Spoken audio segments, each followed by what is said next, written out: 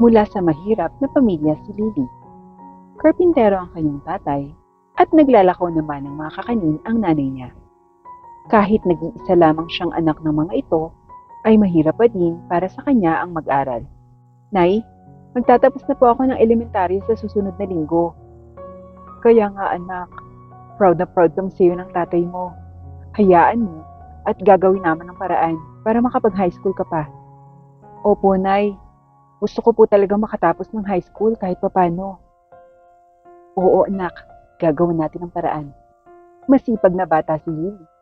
At madalas nga ay siya ang katulong ng nanay niya sa paglalako ng kakanin na ginagawa ng nanay Celia niya. Nay, ako na pong maglalako niyan. Wala naman po akong pasok ngayon. Sigurado ka ba anak? O sige, eto. Mainit-init pa yan. Sana'y makaubos ka anak. Mauna na po ako, Nay. Mauubos po ito. Huwag kayong mag-alala. Kaagad namang umalis si Lily upang makapagbenta kaagad. Kakanin, bili na kayo, mainit pa. Isa namang babae ang nakita niya, nakabababa lamang ng kotse nito at mukhang mayaman din. Ale, bili na po kayo ng kakanin. Alok niya dito. Bakit magkano ba yan? Bilhin ko na lang lahat. Tamang-tama, kakauwi ko lang ng Pinas. Magugustuhan niya ng pamilya ko. Talaga po? 300 lang po itong lahat. Saang bansa po pala kayo galing? Ako? Sa Japan, iha. Cleaner ako doon. Malaki-laki kasi ang sahod kumpara dito sa Pilipinas. Wow! Kaya po pala mukhang Japanese na din kayo. Ang puti niyo po. Bati naman ni Lily. Naku, ikaw talagang bata ka. O ayan, sa'yo na rin ang sukli niya na. Salamat po ng marami ate. Okay, walang anuman. Naalala ko ang sarili ko sa'yo noon. Naglalabada lang ako nung bata ako. Kaya ikaw, magsipag ka ah. Opo, pangarap ko din pong pumunta ng Japan. Salamat po. Umuwi si Lily na masayang masaya dahil sa mabilis na ubos ng kanyang paninda at mayroon pang sobra. Naku, siguradong matutuwa nito si nanay. Saad niya sa kanyang sarili. Takbo-takbo naman siyang umuwi sa kanilang bahay at dala ang magandang balita. Nay! Nay! Ubos na po yung paninda ko. Talaga anak? Ang bilis mo namang nakaubos. Opo, Nay. May isa pong ali nakadadating lang dito sa Pinas. Kaya binili niya pong lahat yung kakanin na tinda ko. Eto nga po, akin na daw po yung sukli. Aba, ang bait naman niya. Nagpasalamat ka naman ba? Opo, Nay. Nagpasalamat po ako. At nagkwento pa nga po siya. Sa Japan siya nagtatrabaho at malaki daw po ang sahod. Oo, anak.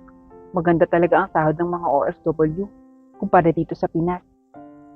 Kaya, Nay, balang araw, mangingibang bansa din po ako para malaki-laki din po yung maipon ko at makapagpagawa tayo ng malaking bahay. Oo naman, anak. Pwede naman. Swertihan lang din naman ang pag-OFW, anak. Hindi rin lahat. Maganda ang kinararatnan pagdating doon. Ah, ganun po ba yun, Nay? Di bale, siguradong maganda ang mapupuntahan ko, Nay. Sana nga, anak. O siya, halika na at magluluto pa tayo ng pananghalian. Katulong ni Nanay Celia si Lily na naghanda ng pananghalian bago dumating ang tatay niya galing sa trabaho. Natapos ang buong araw na yun na masaya ang pamilya ni Lily dahil may extra silang pambili ng bigas at ulam. Nay, may pasok na po ako bukas. Pero magdadala po ako ng kakanin. Siguradong maraming tao dahil practice na po ng graduation namin, Nay. Oo anak, magluluto ako ng kakanin para may kita tayo ulit. Matutulog na po ako, Nay, at maaga pa po ang gising ko bukas. Sige anak, matulog ka na. Sabay yakap at halik ng nanay nito sa noo ni Lily. Kinabukasan naman ay maagang gumising si Lily at nag-ayos para sa kanyang pagpasok sa eskwelahan. O eto na anak, yung kakanin at baon mong pananghalian. Salamat po, Nay. Mauna na po ako. At pagdating nga sa eskwelahan ni Lily, ay kaagad na nagbilihan ng mga guro at kamag-aral niya. Lily, pabili ako ng 3. Ako naman pabili ng 1, Lily. May natirang ilang piraso sa kanyang kakanin, kaya't iuuwi na lamang niya yon pagkatapos ng practice nila ng graduation. Mabilis namang natapos ang practice at naglakad na lamang pauwi si Lily nang may nakita siyang magkapatid na bata na naghahanap ng pagkain sa basurahan. Nagugutom ba kayo? Eto may kakanin pa ako dito. Sa inyo na lang. Habang ibinibigay niya ang kakanin sa magkapatid. Salamat po ate. Ubusin niyo yan ha. Pagkarating sa bahay, ay agad na ikinuwento ni Lily sa kanyang nanay ang ginawa niya. Nay, naawa po ako dun sa magkapatid na bata. Tama lang ang ginawa mo anak. Kahit mahirap tayo, mas magandang nakakatulong tayo kahit papano. Kahit sa maliit pang bagay o halaga nito. Opo nay, tatandaan ko po yan. Lumipas naman ang ilang araw at dumating na ang araw ng pagtatapos ni Lily sa elementarya. Congrats anak ko, napakagaling mo talaga. Salamat po nay, high school na po ako sa susunod na pasukan. Oo anak, at nagawa na namin ang paraan ng tatay mo para makapag-enroll ka na kaagad. Oo anak, matagal-tagal din kasi yung naibigay na proyekto sa akin sa kabilang bayan. Kaya masusuportahan ka na namin ng iyong nanay. Dagdag ng tatay niya. Salamat po, Nay. Tay, hayaan niyo po. Gagawin ko ang lahat para masuklian ko po ang lahat ng hirap niyo sa akin. Nagyakapan ng mag-anak at masayang nag-celebrate ng araw ng pagtatapos. Lumipas pa ang ilang taon at nakatapos na rin si Lily ng high school. Hindi rin naging madali ang paghanap niya ng trabaho. Kaya nang magkaroon siya ng pagkakataon na makausap ang dati niyang kaklase na nagbabalak na magtrabaho sa ibang bansa, ay tinanong niya dito ang lahat ng maaaring requirements para makapagtrabaho sa ibang bansa. Paano pala? May magiging backer ba tayo? Mga magkano kaya yung magagastos natin? Tanong niya sa kaklase niya. Sa unang sahod na natin babawasin ang lahat ng magiging gastos natin. Kaya tara na, sumama ka na. Sayang ang oportunidad. Nangangailangan na talaga sila ng OFW sa Japan. Sige, pag-iisipan kong mabuti. Pupuntahan na lang kita sa bahay niyo pagkatapos kong makausap sila nanay at tatay. Ani Lily. Sige, i-update mo ako agad sabi naman ng kaklase niya. Pagka-uwi niya, galing sa kaklase niya, ay kaagad niyang kinausap ang kanyang nanay at tatay. Nay, tay, hindi pala ganun kadaling maghanap ng trabaho. Bale, meron akong kaklase na nag-alok sa akin, Nay. Tay, na mag-abroad sa Japan. Lahat ng gastos ay sa unang sahod na namin ibabawas. Kaya kailangan ko lang pong ihanda ang lahat ng requirements ko po. Pahayag ni Lily sa kanyang nanay at tatay. Anak, ikaw ang bahala. Basta't mag-iingat ka kung saan ka man mapadpad.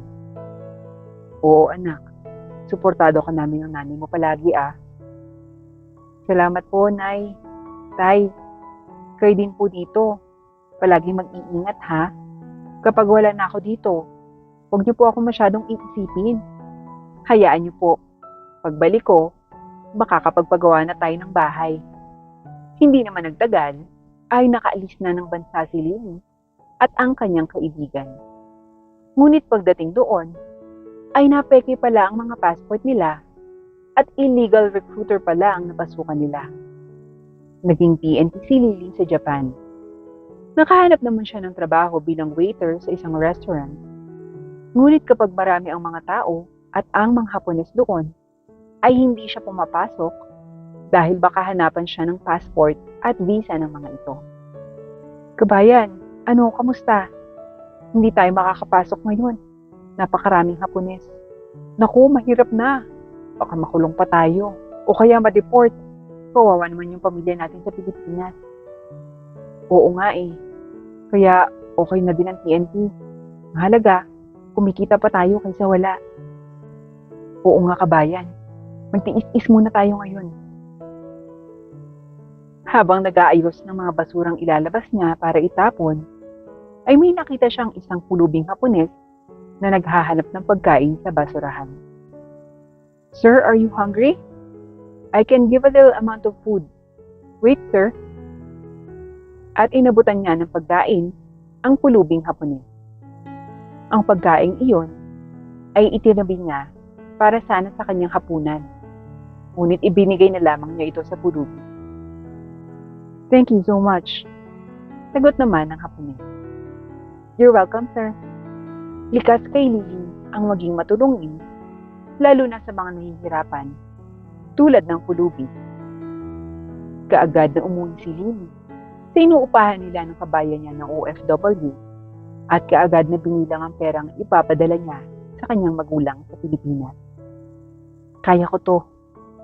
Makakaraos ka din, Lily." Pagkumbinsi niya sa kanyang sarili. Natulog na rin si Lily at bukas, bago siya pumasok sa trabaho, ay magpapadala muna siya ng pera sa magulang. Habang papasok na siya sa kanyang trabaho, ay may tumigil na isang magarang kotse sa kanyang harapan at pinasakay siya sa loob. Nagulat siya nang makita niya ang matandang pulubing Hapones. "Do you remember me?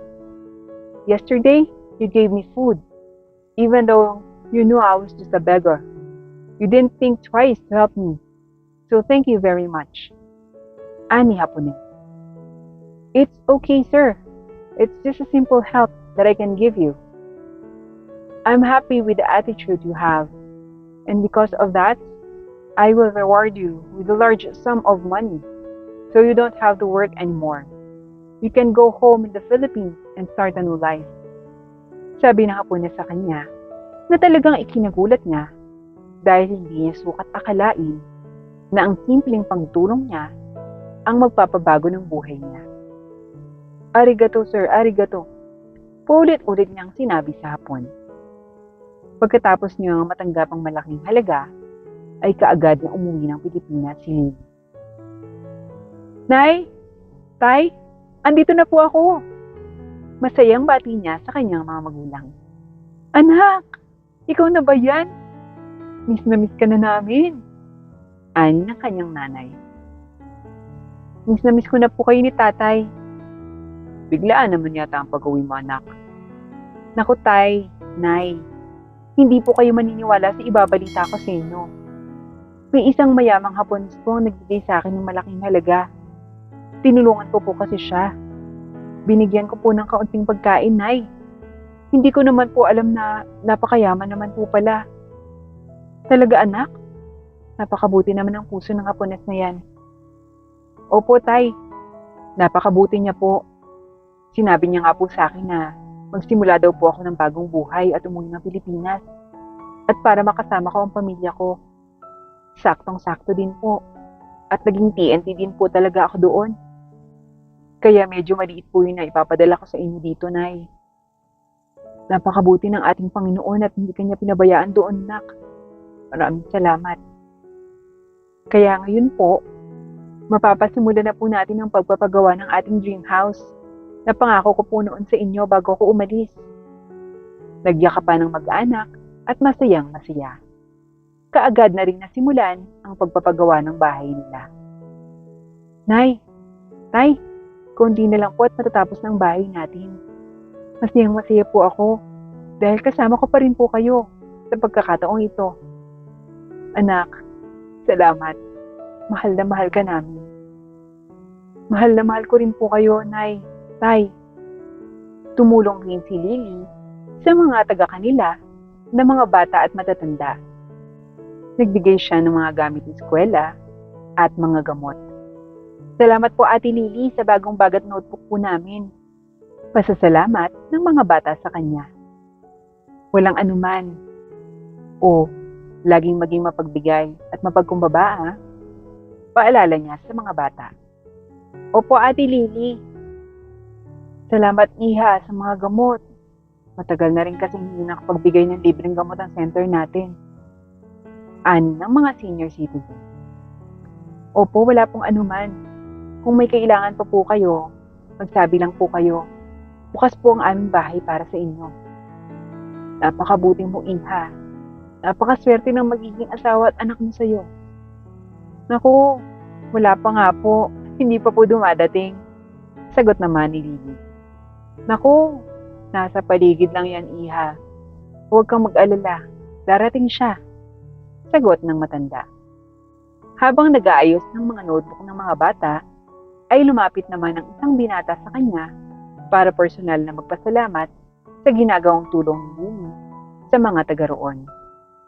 Lily, thank you very much sa pagtulong mo sa mga bata at matanda dito sa ating lugar. Walang anuman. Gusto ko lang din i-share yung mga blessings na meron ako. By the way, I'm Ralph. Pakilala nito. Nice to meet you, Ralph.